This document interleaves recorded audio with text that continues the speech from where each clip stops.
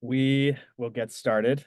I just sent a Coldplay Christmas song, and it was a little bit less of a hype song than I had hoped, but hopefully you guys are all excited to be here and talk about deferred programs on this Thursday evening. So thanks for being here. Make sure that you enter the giveaway for the boot camp. This boot camp is going to be awesome. We already have dozens of people, lots of great content. It's going to be great. So make sure you enter. You can get a free slot today, or you can get a super discounted spot today too if you don't win the giveaway. So make sure you do that. We have an amazing panel today that I'm really excited to learn from, and also excited for all of you that are not on this call but are going to watch the recording. Hopefully you can get some value from this as well. But it's good to have you guys live as well.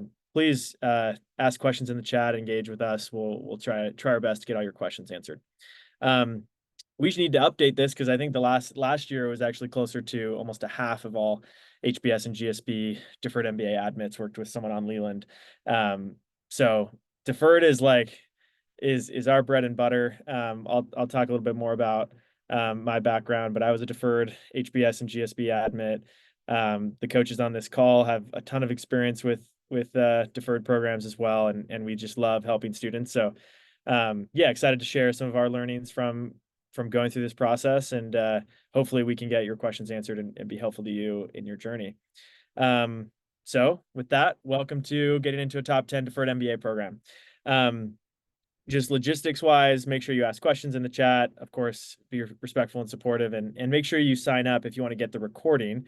We'll make sure we send that out after this. So this is being recorded. We will send it out so just make sure you sign up for Leland.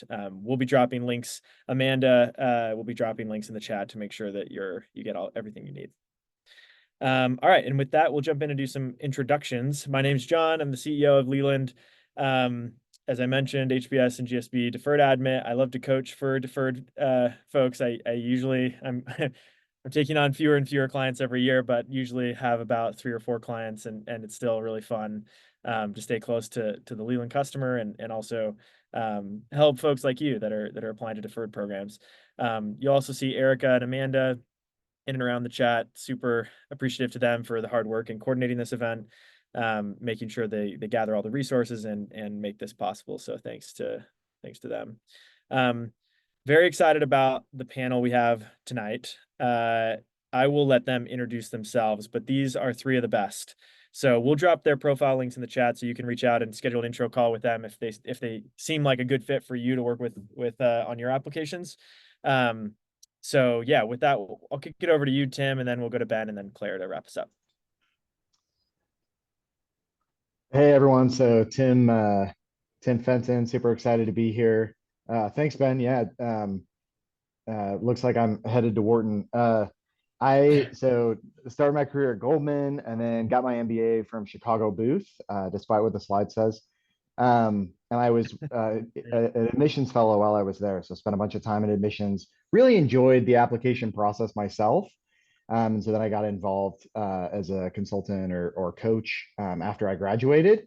And I was the admissions ambassador when I was working at BCG. So I helped a ton of folks go through the admissions process while I was working at BCG, and have been coaching on Leland now for a long time, and love working with deferred applicants. I've done a lot of coaching for deferred applicants. The application is a bit different, or the application process, but super excited to be with you tonight.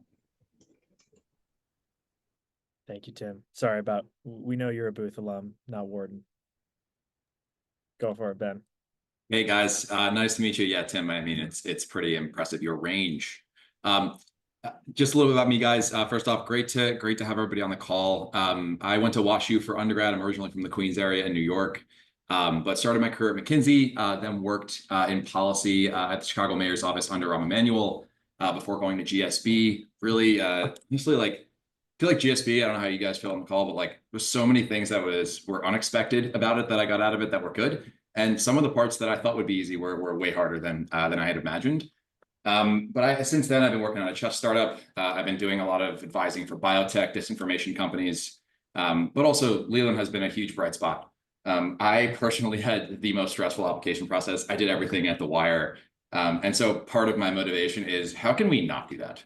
How can we help a lot of people cycle through the process, do things systematically, really make the most of their applications? And personally, like ironically saw even more success with Wharton and HBS this past cycle for deferred, but really have seen a lot of great impact. And I think over half the people that I've worked with in the past 2 cycles have gotten into Harvard, Stanford, or Wharton. So some really awesome results, but I actually think it ironically comes down to less thinking all the time about like, what are these schools looking for? How do we like hack the process? And more just like running a genuine process that really focuses on bringing out your writing, your skills, and building a coherent narrative. It's awesome. Thanks, Ben. Claire, bring us home. Hi, everyone. Thank you all for joining today. And so great to be in such amazing company with you, Tim and Ben and John. I'm Claire.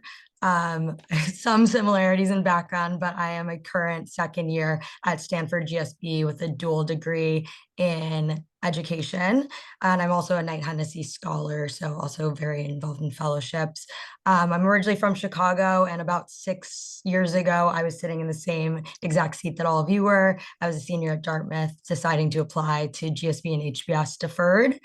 Like Ben, I stumbled my way through my applications with very little help. I wish that a Leland had existed when I was applying, but was lucky enough to be accepted to both schools. And after that moment, decided that I wanted to help both my friends and others like me who had less help get into the spots that I had just gotten into. So I've been helping everyone who will listen to me apply to deferred programs, and have really seen, as other schools have launched deferred programs, really how the applications have developed. I did a stint as a consultant and then moved into venture capital before coming to GSB. And then most recently was doing brand and marketing at Nike. So for me, it's all about storytelling, all about communicating. How do we get here? And thinking about how to package you as the strongest applicant.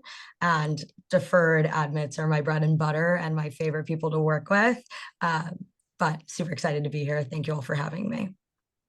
That's great. Thank you, guys. If you don't know what the Knight Hennessy program is, it's like take the people that got into Stanford and then which are like 6% of people that apply, and then take like 6% or less of those people.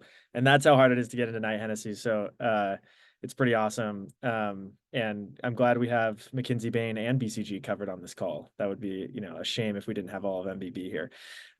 Great. Thank you. Thank you, three. For those of you that are listening in, these are three of the best. They single-handedly are responsible for hundreds of people getting into these top programs every year. So very happy to have them. They will fill up too. So if you're interested in working with them, please reach out to them. All right, let's jump in and get to know you a little bit. Can you tell us in the chat, where are you working and studying, or even like, where you're dialing in from geographically, and then what's your dream program? It's nice to just hear from some of you. We'll see who wins the contest for furthest away. We always get a good mix. University of Washington, Seattle, Wharton. Nice. Welcome, Vitaly. Come on, people. Don't be shy. There we go. Starting to trickle in. All right. Case Western, Michigan, Berkeley. All right. Nice. Got a lot of folks in the US. It's great. See if anyone get Morehouse. Nice. It's great. Okay, there we go. We got the Germany showing up. Claire is in India, so she's winning currently furthest away. Dialing. I don't. What time is it in? It's like it is 4:41 a.m. Oh, that is dedication, Claire. Yeah, I took a little nap, and then I woke up thinking about deferred MBAs. I was very excited. Great. Yeah, I'm sure. That's awesome. That's the kind of dedication you want in your coach. I'll tell you that. Cool. This is great. New Zealand for the holidays. Fun. We'll let those continue to trickle in. Thanks for joining. It's awesome to have everyone here. We'll just give you a quick overview of Leland. I know some of you have come to many events or already working with coaches, but we're trying to build the one-stop shop. So that includes free events like this, tons of them. We do like, I think 50 a month across different categories. So try to bring you as much free value as possible and get you introduced to these amazing people that can work with you one-on-one. We also do courses, and we have a content library called Leland Plus. The Deferred MBA content library is very good. So if you want to get started, try the Leland Plus content library, and then you can start to work with coaches and join our cohort-based course that starts in January, which I'll share a little bit more about in a little bit. It's definitely working. Deferred MBA, especially, it's working. I actually started deferredmba.com like 7 years ago. Still own that domain when no one was really talking about deferred MBAs, and so now that kind of funnels into Leland. But this is, we help people with GMAT and GRE. So if you need to take the test, we're happy to help you find a tutor to help you do that. We also help people with career goals and other things as well. So yeah, it's kind of a broad set of things, and we're excited to support you in whatever you're doing. Let's jump into just Deferred MBA overview. I know a lot of you are probably still learning about the process. Others of you are more about experts, more of experts on this process, but we'll cover as much as we can. Folks that are eligible to apply if they are in their senior year or final year of school. So this could be if you went straight into a master's program right after your undergrad, you're also still eligible. Once you get admitted, you can defer your enrollment for 2 to 5 years, depends on the school, while you go and work. And then, sometimes schools have a preference for doing a little bit more than 2 years. The only school that's the exception to this is the Yale program, which wants you to go straight into their MBA program right after undergrad. Deadlines are in April. There are some deadlines in June, and you can apply like to Stanford and a couple others even earlier in round 1 or round 2, but typically folks apply in the springtime in April. The process is typically similar in the deliverables, but how you go about it and some of the process is a little bit different. So don't expect it to be easier. Expect it to be like, still writing the same amount of essays. They might be interested in a few different things because you're a student versus being someone that's been working for a few years. And it allows those schools to lock down high potential candidates early, which is great for you because then you have kind of this backstop of a great opportunity that you can go and explore different things before going back to school. And that gets into like, why does this matter to you? And there's probably some of you on this call that are thinking, hey, I landed a good job, or I think I'll be able to get a good job. Is now the right time to apply to business school? I'm not even sure I want to do it yet. And so I wanted to just talk briefly about why you would even think about doing this. The first is it's a no risk shot. So every school will tell you that you will never be penalized for applying deferred and getting rejected. And in fact, it's often a sign that you're really interested in the program and they would love to kind of keep in touch with you for the years to come. So it's certainly a no risk shot. If anything, it's a benefit to your relationship with the school for them to get to know you. Gives you some flexibility and career options and even an early career boost because you can start to network with some of the other folks that have been admitted, or even folks that were alums. I got to know several folks in the Stanford community before even attending the school. Often there's going to be fewer peers doing it. That doesn't mean it's less competitive. It's still very competitive, but if you have your act together, you can be really competitive in this program while people are still kind of figuring things out. You typically burn different social capital. And what I mean by that is the recommenders that you're choosing and folks that you might be calling on will likely be different now than they will be down the road. So, maybe an internship manager would write your recommendation now, but that's likely would be out of date in 3 to 4 years. And so you're kind of burning that capital that you wouldn't be burning anyways. Gives you a chance to master the application process. I'm sure all of these coaches can attest, like the learnings you go through in the application process are significant. You learn a lot about yourself. Often deferred candidates are less prepared for that than the average traditional candidate. And so being able to start to think about these questions, even if you don't get in, gives you a huge leg up down the road.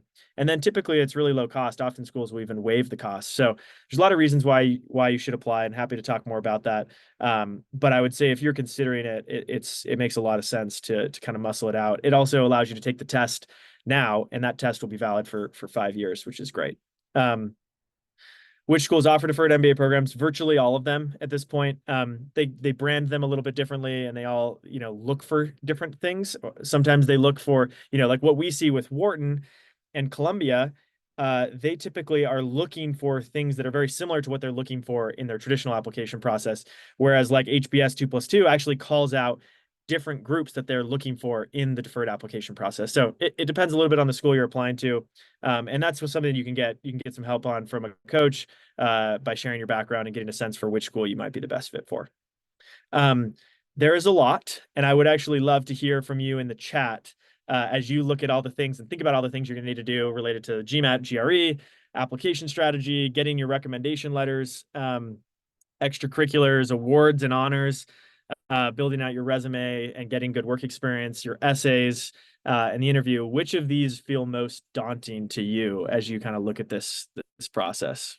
We can kind of hone in on some of those topics as we go through this. GMAT, GRE, yeah, test prep typically is a big part of it. GPA.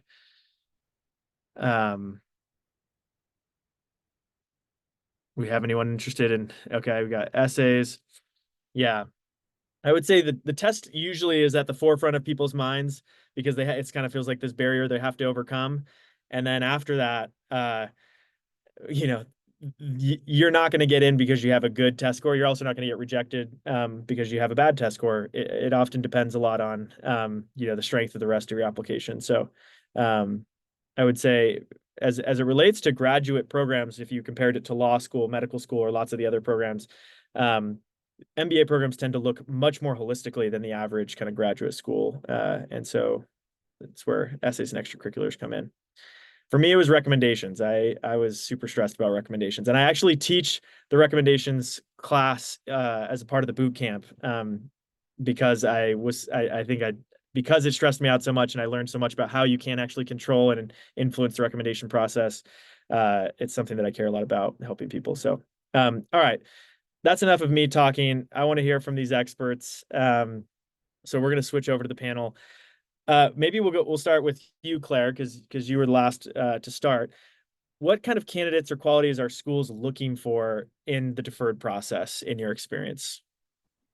Yeah, totally happy to start. I mean, I think you just hit on it, and this is a non-answer, but I think it really, really depends. And that the answer is that schools are not looking for one type of person when they're applying. There is no type of right candidate when it comes especially to deferred applicants. What schools are looking for here are really about qualities and types of people who are thoughtful, who are ambitious, who have been thoughtful in their college and prior career, and who are thinking about making a broader impact and thinking forward on how to leverage an MBA to be a better either community member, leader, business person, whatever it is. They're looking for people who have thought about where an MBA fits into their journey and how something like this they can leverage to become a better person. And so while it might be somebody who has only dealt in the sciences and who is very technical, if you've thought about it and you're talking about how an MBA fits in, that's as valid as somebody like me, who is a history Native American studies major, who is thinking about it from a very soft skills perspective, who wanted to use business as a catalyst to make impact. But those are two totally different candidates. What matters is somebody who's thought about it, who can tell a story very compelling, and who is a well-rounded and comprehensive character, especially because candidates here don't have 5 years of business experience. So a lot of this is about potential, it's about storytelling, and it's about being very thoughtful in a strong way. That's awesome. That's very good. Maybe we'll go over to you, Ben, and then Tim. Anything else you would add?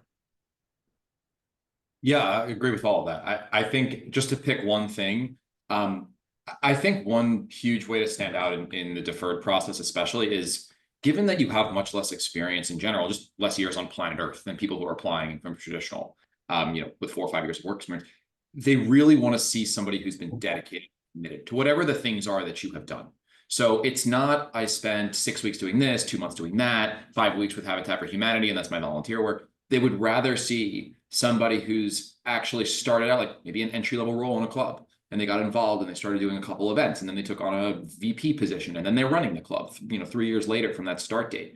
They really want to see somebody who leans into what they do, builds something, and cares about the legacy of the thing that they're building beyond the time that they're there. Just to pick one thing, there are so many things to focus on. Maybe Tim, if you've got something else you want to highlight, but that's something I think that really helps people stand out in the deferred process. No, I love that, Ben, and completely agree.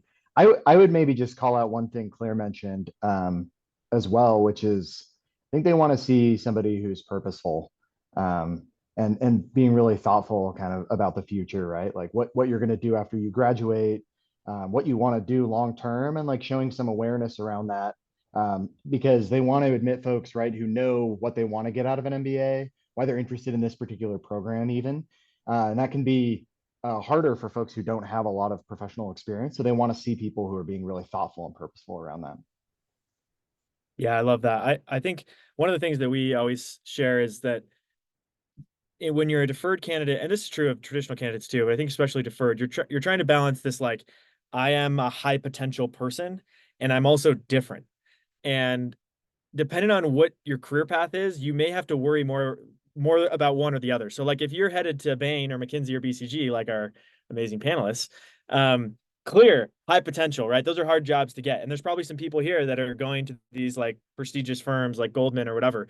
So then you need to figure out, how are you different from all the other people that are applying from those backgrounds, right? If you're going into like, an engineering role or a fashion or retail or a nonprofit role, that's very different and unique. How can you show them that like you're going to go change the world in that corner of the universe, and that it is still very high potential, and you chose that for a very specific reason? So I think it depends, as Claire mentioned, it does depends a lot on you. And I think I loved what Ben and Tim said around like, where can you show spikiness and purpose, and like how are you going to change the world in a very unique way? Awesome. Let's keep going. So let's kind of talk about how this relates to some of the different parts of the application, and we'll start with resume, and just try to get a sense for resume and also like work experience, and what they're looking for as people kind of think about evaluating full-time jobs. Maybe we'll start with you, Tim. How do you think about resumes being different, and then if there is anything related to just like the types of jobs they might be interested in? Yeah, so I would say it's a very different audience, right, than a traditional professional resume, and so you have to kind of start with the audience in mind. And like a couple things specifically, I would call out. One is they don't know a lot of really any industry jargon. So there's an area you're super interested in, studied a lot, right, and starting an internship, you have to be really thoughtful about acronyms, things that they won't understand. But the second thing that a lot of applicants don't think about, I talk with my clients about, is they kind of look at a lot of these back to back. And so you want to be able to pack a lot of information and deliver kind of what you've done, what the impact was, like really quickly and without a lot of work on their end. And then your last question about if there's certain jobs that they're looking for, I would say they're open to a ton of variety, right? I think it's more the why behind it. So sort of what you're pursuing and why, what you're hoping to learn and achieve. And I think the more you can tell that story and in a way that makes sense, then it will resonate.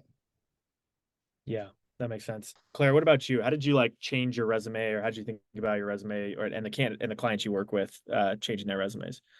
Totally. And I think some of the clients that have worked with can attest. I'm actually probably, where coaches come to it, over obsessed with the resume. I really think it's an important part of the application, because to me, it's you on a page in under a minute. It is like the moment where, if you think about the way that somebody might read this resume, they are reading you in a chronological order where you get to choose what's the most important, start to bottom, in maybe less than 2 minutes. So this is like the really important part where you can craft your narrative on a page of all of the things you've done, the path that you're on, and you can show that with a strong emphasis on leadership and service and the qualities that each of the schools are doing. So while I have like one base resume, I usually am pulling out those exact traits that a school is looking at and working through to make it cohesive. So it's like, oh, she went from this to this to this. And I think about it a lot in terms of just like, if you had to describe your story and your journey in an elevator pitch, your resume should encompass that really strongly. And so that's how I think about it. And once we have that down, we can really start getting to essays and drafting. But I spend a lot of time on resume because I think it's an important and sometimes overlooked quality. And so I just think it's a great jumping off point to get organized and to think about your story in a concise way. Yeah, I love that. Ben, anything else you'd add? Yeah, great points. I want to speak a little bit to the folks who on this call maybe come from a technical background, maybe even like what you might call like a heavy finance background, a background where there's a lot of super specific stuff. The real difference, especially when you're applying to an MBA program, as opposed to something that's like a job or like, for example, something like what Tim did for Goldman, de-jargon this whole thing. You're speaking about impact, the difference that you have made, quantifying the results you've achieved, how you were resourceful in your roles so that you actually made the most of an internship, right? Oftentimes you didn't save the world yet. You didn't like land a $400 million client. Like, don't try to exaggerate, be clear and objective. And if you can see yourself in a clear-eyed way and communicate that you do to admissions, that goes the distance. And I think it's really, really important, but really focus on the impact that you've had. And I think that actually is a lot different than, let's say, if you're applying to, an engineering role where you want to flex your JavaScript skills. Like it's just categorically a different approach. So just wanted something I wanted to mention there. Yeah, that's a really good call out. I love what all three of you said. I think to echo that, often when you're applying to a job, they care a lot about specific skills like JavaScript or SQL or your technical ability in some other way. Schools are going to care a lot more about why does the CEO care about, like what's the leadership view of what you're doing. And so that's a nice lens to go through and say like, okay, I did reduce latency in this specific thing by, X%, but like, what was the business impact there? The other thing I would say to think about that's maybe a bit tactical or in the weeds is like they are a school. And so they care about your school involvement, right? They are looking for people who are going to lead their clubs and are going to contribute on their campuses. And so while your employer might be like, oh, I'd rather hear more about your internship and what you've done professionally than I would care about this random club or service project, schools might actually lean more heavily into that. Might be interested in some of that leadership on campus because they are a school as well. So I think keep that in mind as well. All right. Let's talk through just like how you typically approach the process. We had a good question too in the chat around like if you're a junior or earlier, we can if you have comments on that, you can mention that. But like when you're kicking off the process with a client, what are kind of the first steps that someone should take? Maybe we'll start with you, Ben, and go from there.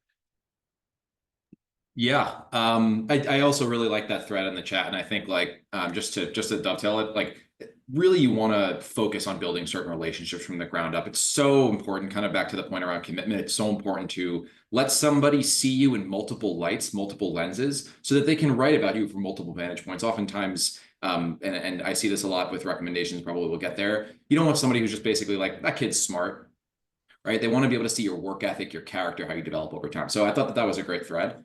But in terms of working with applicants, I have like a whole kickoff setup with the people that I work with. I get them a resume template, a recommender prep document to help them prepare their own recommenders. I run them through an essay workshop, a pre-work with a non-traditional set of videos that just get the gears turning and the mental instruments tuned to what the writing process really is like.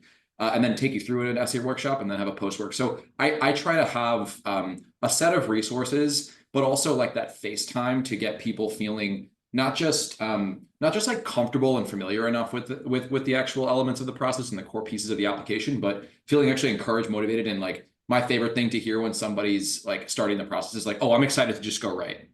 That to me is like the best sentiment to have, especially when you begin. So building that initial momentum is important, but also getting you those tactical resources. It's great. Claire, Tim, either of you want to share? Yeah, I can jump in. Just one thought. I think one mistake I see a lot of applicants make is, like, okay, I have to have people submit recommendations. So like, who do I know that likes me that would like write a good recommendation? And then, okay, my resume, like, how can I dust it off and get it ready? And then essays. And where I always start with clients is like, take a step back and think holistically about your whole profile and like the broader strategy and how all these pieces fit together, because that's how the adcom is going to review your profile, right? They're going to look at all these pieces and they're trying to build a whole profile of like, who is this person? What are their strengths? What do they want out of the MBA in their career? And candidly, like, I think looking at that like holistic profile up front then will inform a lot of those other things. So it'll inform who you select for recommenders and what you want to write about, and even adjustments or tweaks you can make in your resume. So you have to start with that upfront strategy. And I have a process kind of built out. I know Ben mentioned that. I'm sure, Claire as well, like a process to kind of help you think through that and ask the right questions, but you have to start there. Yeah, I think the only thing I'll add, because I think our processes are pretty similar. I have, a very extensive kickoff process where I just want to get to know you. I'll be asking you questions and having you fill out a worksheet where you're like, why does it matter what my childhood hobbies are? But it's really important for me to get to know you from start to finish. I think the biggest thing that I also focus on specifically with my deferred applicants is, again, you are applying for business school several years in advance, and you might not have work experience yet. So one thing that I really want to focus on upfront and that we want to work through before we dive into picking your recommenders and drafting your resume is answering the question of why you're here and why you want to get an MBA. So we really do that upfront work, just like Tim's talking about, of like, what's this before? What has your college career been leading you up to? Why does an MBA make sense either now or in your near future? And what does that path look like? And what's your ideal state afterwards? Because we really need to prove not just like that you're an amazing applicant, really strong, really smart, but we also have to prove to the schools that they need to accept you now to go in 2 to 4 years. And so that's another question that I really like to answer up front before we draft anything, before we pick your recommenders, because that's a really crucial part about getting accepted deferred, because a lot of great candidates apply, but you need to be a great candidate for a deferred enrollment program. Yeah, these are all great tips. Yeah, can't emphasize enough. Like, these are very intensive processes. Definitely want to think about it holistically. And a big part of that is, yeah, why you? Because it's going to matter in the world, and why now? Because they may miss out on you later or something. This is great. Just to jump over to recommendations, we actually had some recommendations in the chat. I think would love to hear from you all around how to actually get powerful letters of recommendation. One thing to know, and this came up, definitely as you figure out which schools you want to apply to, make sure you're looking at the specific criteria of the recommenders that they tell you to ask. Typically, schools prefer professional recommendations because it's kind of a measure of like your impact in the workforce and whatever. There are situations where professors can be really valuable and can speak to your leadership or whatever, but you don't want a professor that's just saying, oh, they turned their homework in on time and they had, good comments here or there. You really want people that can speak to your broader, potential. But there are certain schools that will say, hey, we actually do want a recommender that's a professor, and others that will say, hey, we really just need you to give us a direct supervisor. So make sure you look at that and what the schools specifically say. But let's actually go to like, all right, now I know I've kind of like pieced together who I want to recommend me. How do I actually go about like getting them to write a recommendation? Ben, I'll go to you because I know you've written like a 30-page doc about this. I know Tim and Claire probably have lots of thoughts, but I'll start with you. Way to position me as like a super nerd. Thanks, man. No, I think part of this is like I just where I'm coming from, y'all. Like I was so nervous to like ask the people who were going to write me letters of recommendation to even initiate those conversations. So like I just honestly, I think the best thing that you can do to TLDR this is ask very directly and genuinely understand that they are doing you a huge favor should they say yes. So approach that with like the actual the right dosage of humility. But I also think like don't be coy with it. Like don't send them an email that's like, hi, I'd like to have like a 30-minute coffee chat with you about a vague topic. Like be like, hey, I really enjoyed working with you. I love the stuff that we've been doing. I feel like you see some of the better qualities in me. Would you be open? Do you have the time and bandwidth to potentially help me write a recommendation for me for business school? I think being really direct is like a great way to do it. I have an outreach template. I have a lot of like documents and stuff that help people navigate all the pitfalls and all that. But in terms of how do you get a powerful letter to the question? Well, do great work consistently over and over again. Help your supervisor, the people that are actually going to be recommending you, like make their lives easier. Do great work in multiple situations. Even if like it means going above and beyond, if it means like having some late nights. I think that's really at the core of it. But mentioned a lot of things there. Maybe Claire or Tim wants to jump into. Yeah, happy to jump in. I totally agree. And I think, especially the good news is you all will not have to make up the process of asking for recommendations. We have stumbled through it and developed tools and resources so that it is much less painful and that you can just work through those things and help support your recommenders through the process. I saw this in the chat. And I think when thinking about powerful letters, a lot of people immediately go again to who are the right recommenders. People have these preconceived notions of like, I need an alum of this school. I need the highest up person at the company that I intern at. And really, truly, to get the most powerful letter recommendation, the thing that I work through is looking at your list of people who might be sponsors of you and who knows you the best, wants to advocate very powerfully and strongly for you, and who can speak to you specifically, not just when you're crushing it, but when you also had areas of improvement, when you had struggles, when you had opportunities for growth. All of the recommendation prompts include something about like feedback or a time that they needed to like work and improve. And so thinking about somebody who's seen you over the course of a decent amount of time, who really is an advocate for you and who will advocate strongly for you. And so, for example, when I was getting my recommendations, I was thinking about, oh, do I have to ask the partner who was on the case I worked at Bain?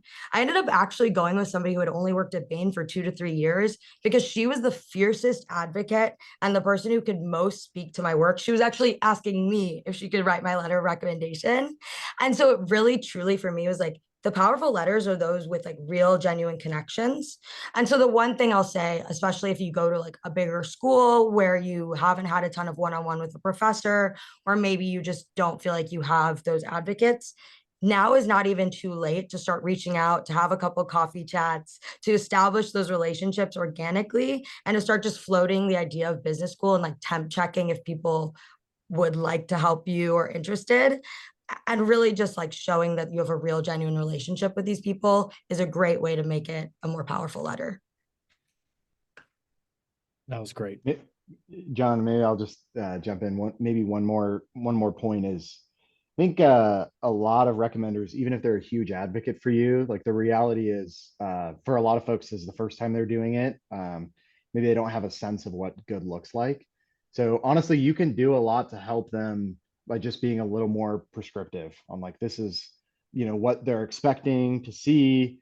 This is what good looks like. And even just like jogging their memory about details from experiences, and being a little bit more prescriptive and like, this is the role that I took in this experience, and where I feel like I demonstrated leadership, like whatever you want to highlight right through that, that sort of aligns with that broader strategy. I think being prescriptive and giving it to them, like one, it just makes their life easier because they're going to have to sit down and kind of write this, but then also it's a good way to sort of help de-risk it and kind of manage the narrative a bit. Yeah, that's great. All amazing tips. By the way, I will share, I have a recommender prep template. I think that's really important that you can use to prepare your recommenders, tell them what to expect, give them some sample ideas of things that they could cover. You're not writing it for them. You're just giving them some ideas. Hey, here's some projects we worked on together. After I finish sharing this presentation towards the end of this, I will drop it in the chat. The Okay. last thing I'll add about recommenders is this is the one place in your application where somebody else gets to kind of speak for you and where another voice gets to be put in to the process, right? Everything else is going to be you from your own words. And so I just wanted to like highlight and emphasize that this is a very amazing place to make you even more holistic and comprehensive. And so this is a great place to think about what would be said by somebody else better than me? Like, what can I not show that somebody else can supplement? And really, this is the one place to add that extra voice. Yeah. Yeah. It's so important. I love that. Great. Thank you guys. Just to share a little bit about the Deferred MBA Bootcamp, I've gotten some questions about it. You can win. Make sure you enter this giveaway. We'll announce the winner in like 10 minutes. It starts in January. We're going to have probably about 100 deferred MBA applicants in maybe even more. But we are going to make sure we get all of your questions answered. We'll be going much deeper into all of these topics, and it'll be a really great experience. We're going to cover lots of different topics. So we'll cover the foundations. We'll go through MBA letters of recommendation, actually go through samples of what a recommendation should look like, how to best prepare them. We'll work on the recommender prep docs together. We're also going to go into writing essays and do deep dives into the GSB, into HBS, into Wharton. And then we'll talk about interviews and even have kind of like a workshop. We actually used to teach some of these classes individually, and we've now packaged them up together because they're so valuable. Can't say enough good things about this, and it can be a really great jumping off point before you go and work with a coach. If you do buy a comprehensive package with one of our coaches, we'll also throw this in for free as well. So that's another thing to think about. Happy to chat more about that. It's a ton of value, but today we're discounting it down to $7.99. So hopefully you can take advantage of that. If you enter the giveaway, you'll get the discount code. So make sure you do that. This is the link. We'll make sure it's in the chat as well. All right, let's go over to essays, because this is also a very meaty topic. This question almost feels lame compared to how important the essays are and how hard they are to approach, and how many different types of essays they are. But maybe we'll go over to Tim. How do you recommend approaching the essays? Yeah, so there's a lot to think about here. So lots I could talk about. And there's a lot of essays too. There's like, I mean, there's a lot of essays. School, it's like 25 essays or something. Yeah, there's a lot of essays. I'll share a few thoughts. So I think first, not to beat a dead horse, but I do think you need to think about it sort of in the broader context of what you're sharing, right? And then I would say usually these essays in the boot camp, I teach a course on like general kind of essay guidance. And there tends to be two flavors of essays, right? You have one that's more on the career side, where you're going to explain like, this is what I'm doing after I graduate. This is what I hope to achieve, what I've learned so far, and then what I want to, be when I grow up, right? Your sort of long-term ambition. And then you need like a problem statement around, this is why I need an MBA and the specific things that I hope to achieve. And as Claire mentioned, like why I need to get in now, right? And then sort of tying it to the specific school, on why the school and the specific programming that's unique to the school and like blends well with your career aspirations and sort of all of that checks out. So that's one side, and just like kind of a laundry list of things to think about on how you build that super cohesive narrative. And then the other side would be some of the more personal ones. So like I think about the what matters most to you, right, is like classic. But even HBS is like, what are you curious about? How has that informed your growth, right? And here, oftentimes you want to accentuate like what are your values or character attributes. You will share really formative moments that have kind of shaped your motivations or deep commitments that you have. And then kind of bring it to life through real experiences and show real learnings. It also needs to be something insightful. We like one of the questions that came up earlier, right, is like, how do you stand out as a really traditional profile? And candidly, this is like a huge opportunity, right, to demonstrate what makes you unique. And so, you want to think about how to authentically tell that story. So those are the two different flavors and some tips around them. That's great. Ben or Claire, either of you have additional thoughts? Go for it, Claire. I mean, I thought that was incredibly comprehensive, so I won't beat the dead horse. But the one thing I will say is I saw in the chat a lot of people were having more test anxiety than essay anxiety. For me, essays were very, very stressful. And for a lot of my clients, when it comes to put pen to paper, it gets super scary. So one thing I'll say is this is where we want to have a good mix of planning, thoughtfulness, and also at some point, taking the leap to just start drafting. I can promise you that no matter what, your first draft is not going to be the perfect draft. And so at some point, putting it down, reading it back, maybe having someone like a coach, a friend, somebody who knows you really well, read it over just to say like, what am I doing here? And then starting to really plan around it and see what works and not can be really helpful, because it's easy sometimes to get stuck in the planning process. And sometimes it really just takes iterating and drafting with everything in mind that Tim just mentioned. Yeah. Oh, and I like literally just on top of that had like, I remember actually I had like a phone note where if I ever thought of like a cute line or something that I thought was interesting, I would just jot it down in my notes. Even before I was drafting, I was like, oh, I really want to mention this thing I did. Or, oh, I really want to talk about when I was a kid that I really liked to do this thing. And I had this running list so that when I had my essay time, I just free wrote, didn't delete anything, wrote like a ton of horrible stuff and some good stuff, and then came back to it. But it can be a long-term process. It doesn't have to be you sit down one day and you have your essay done. That's great. I love that. That's a really like those anecdotes or lines or quotes or people or like there's a lot of gold in that. And so make sure that's a really good tip. Ben, anything else you'd add? Yeah, actually perfectly segueing to my thoughts. I think one of the things I try to do, maybe this comes from like speech writing world that I swam too much in, but I try to get people to be super visual and super concrete with a lot of the stuff that they're describing, especially in the GPT world that we live in now. I can write a sentence of like that says off the top of my head, like, I'm so excited to contribute to a class filled with like-minded peers and bring in diverse perspectives from my areas and technology. I literally can write this stuff ad infinitum for doesn't matter. Drop me into your world, show me your first person perspective, give me concrete examples that if I were to show a random person on the street and start describing it, they'd be able to understand it. A good cue that you can always keep in mind is if a consultant would say it on their first day at work, you do not want to say that. If somebody that you don't know can actually follow your story, you're in the right place. So be cinematic, be imagistic, and actually paint the scene for your reader. And I think that's a big part of how I try to get people to approach the writing process in particular.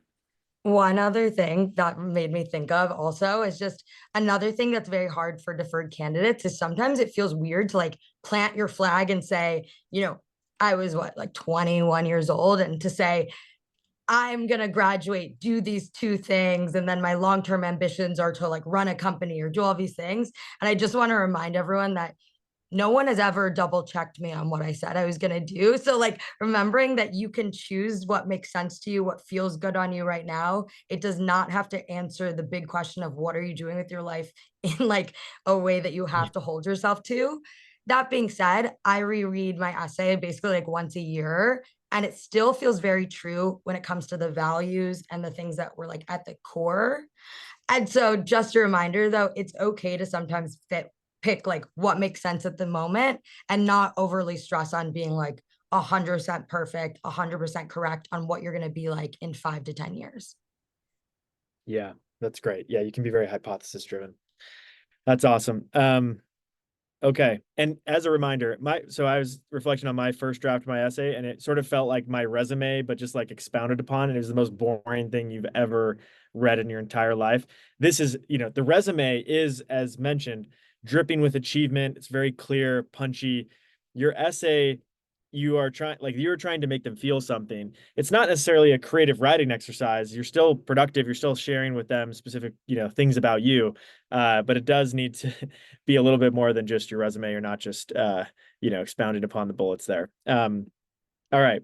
We're almost at time. We're going to announce the winner and get to a couple other things at the end. But we have a lot of people that feel like they're a generic overrepresented candidate. I'm going into consulting, or I have this background that feels boring, or just, like another person, or maybe not as impressive as some of these other people. What do you tell them that are kind of feeling like this? I'll open it up to any of you three that want to answer. I have a quick line that I always say to people. 80% of people are always sitting there like, I just feel like the most normal person ever. How do I stand out? The other 20% are on the outside and they're going, I feel like a non-traditional applicant. How do I fit in? Grass is always greener. The ideas here are to figure out what are the things that are through lines through your life. What do you care about? Why do you care about it? And drive those points home. And if you can do that in a compelling way and paint those scenes for your reader, I think you'll stand out. There's so many opportunities within the app. Most of you probably haven't opened an application yet. There's impact essays, there's activities, there's an entire resume, there's a litany of stuff that you can go into. You'd be surprised. They don't do these things. They don't include all these parts of the application to waste their own time. These schools, they believe they're selective. They think they're hot stuff. They would not bother if they wanted to just a bunch of kids with GPAs and GMATs. They would just rank sort in Excel and take a bunch of kids with 800s and that'd be it. Like this process is actually pretty layered and there are a lot of opportunities. So really doing a lot of that self-investigation. It may seem amorphous right now. I've worked with people, even the first person I work with through Leland, that was the first thing she came to me with. And you know what? I honestly didn't know at first, like what my answer to her was going to be. But we did literally 17 drafts of her What Matters Most essay, and then she got to Stanford. So that's how I think of it.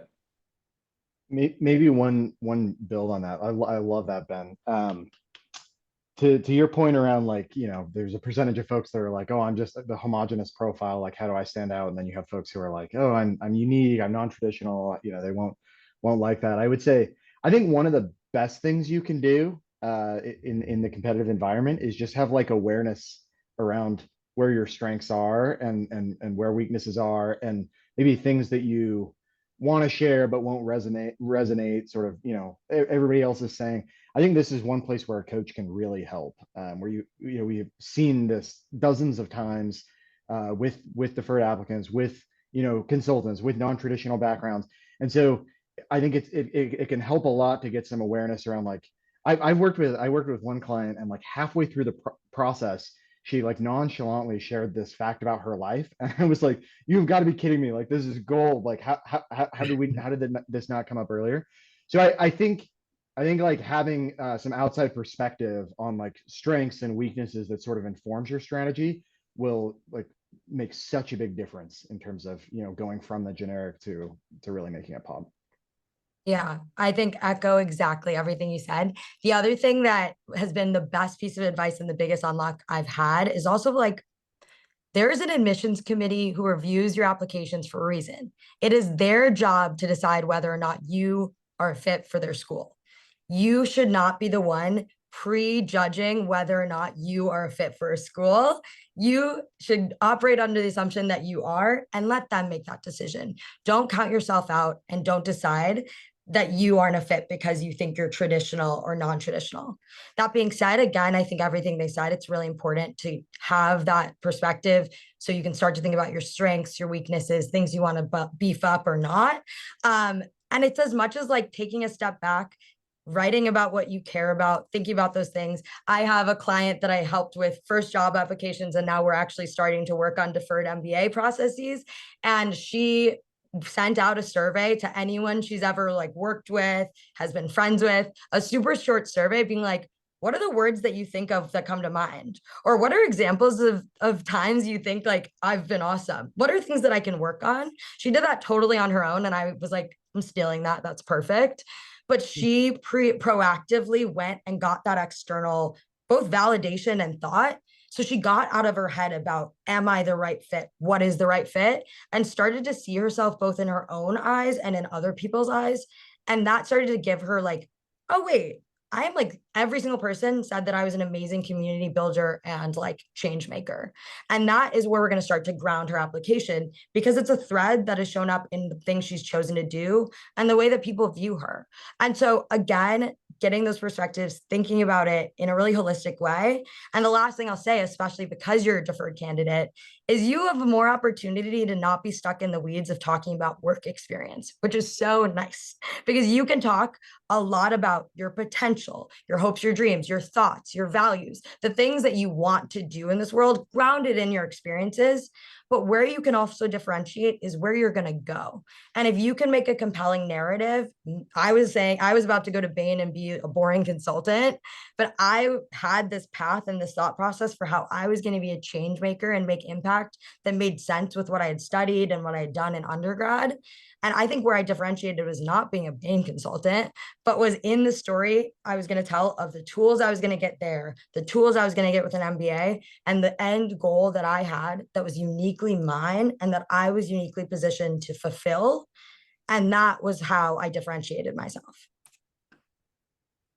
That was awesome. I totally agree with deferred candidates being able to sell kind of this vision as long as it's believable.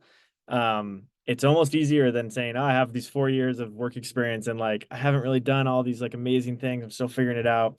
Versus when you're in school, you maybe have been doing a bunch of different things and can make a bunch of narratives believable. That is so great. I think we should end on that. We're going to skip to the giveaway winner. I also think Amanda has dropped in the chat the recommender prep doc that I mentioned. So make sure you find that. Okay.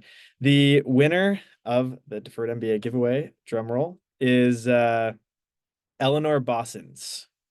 We'll shoot you a message, or you can reach out to us. Excited to have you, Eleanor. Thank you all for being here. Can we give some love to the panelists in the chat? That was a really good event. I've done like a bunch of these. This was really, really good. So much value, so much help.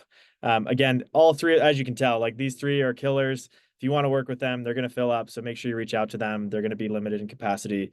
We've dropped their profile links, and you can find them on Leland. We hope this has been valuable to you as you're getting going. I know some of you are earlier on in your process, and some of you are in your senior year, and it's crunch time. So make sure you get going. You can set up a call with our team if you want to chat with us. We're happy to help you talk through some options if you're thinking about different things. But again, these coaches are the best of the best. Definitely reach out to them. And yeah, I hope this has been valuable to you.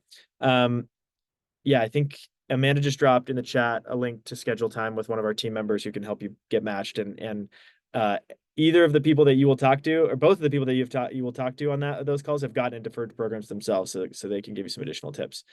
All right, thanks, Claire, Tim, Ben. This was great. Appreciate you guys dialing in. Claire, I hope you can go to sleep. And I actually have a couple Leland clients coming up, so I'm up for oh, the really? night. Love that. All right. Well, thank you guys. This is great. Have a Thank good y'all. Thanks, everyone. Good luck.